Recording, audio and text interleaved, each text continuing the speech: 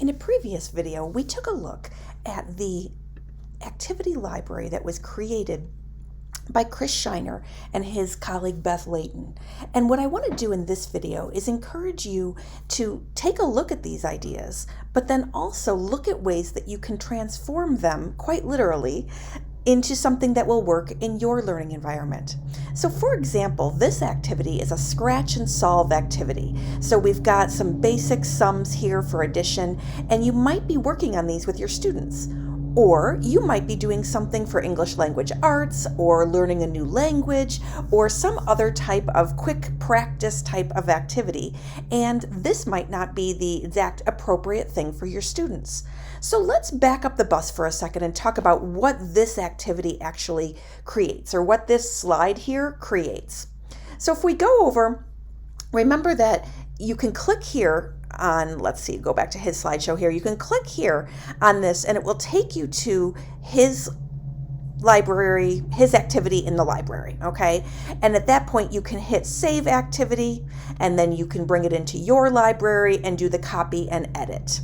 And once you've done that, you'll notice that this is what you get. So let's just talk about what our kids do with this so you get a better sense of kind of what this activity is all about. So what this activity is all about is really just taking some kind of rote practice, memorization, if you will, and making it more engaging, making it more fun. So what kids do when they follow the instructions is click on the eraser tool, and they call it a scratch and read in this one. You could also do scratch and solve like we were looking at with math problems, but either way, it's like they've scratched off a part of it, and then they read the word put, for, she. And again, this could be 1 + 1 inside of here underneath the white shape.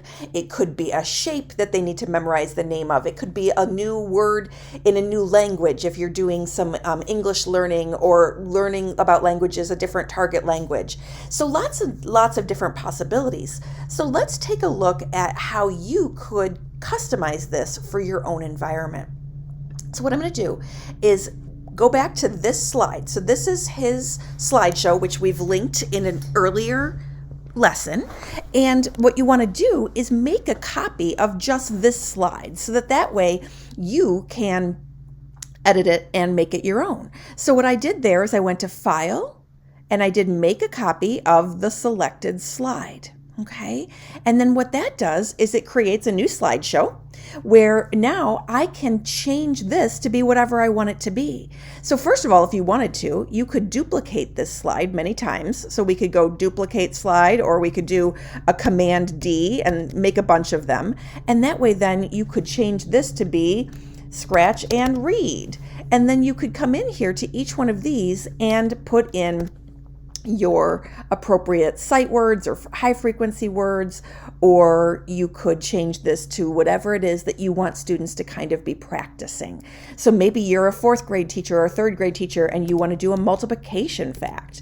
You could absolutely do that as well. So once you have your text boxes set up and you're happy with the way that it looks, what you want to do is go ahead and download the slide. So you want to click on the slide that you want to download, choose File, and go to Download, and then you want to download that as a JPEG. Okay, and what we're going to do then is bring it into Seesaw. So I'm going to go ahead and close out of this one and get out of this activity. And we'll go in and create a new activity just so that you can kind of see the final steps to creating this. So I'll call this just quick scratch and ... And what I'm going to do is just slide on down here to the student template. And we know from previous videos and previous lessons that of course you want to add instructions and all of that. But just to kind of keep this short and sweet, we can do this a couple of different ways. We could either go to the drawing tool and upload the picture that way, or we could come straight here to upload, click on it, then select from computer and head here to that slide, that JPEG that we just created. So now what we're going to do is go ahead and use the check mark up here in the top right corner.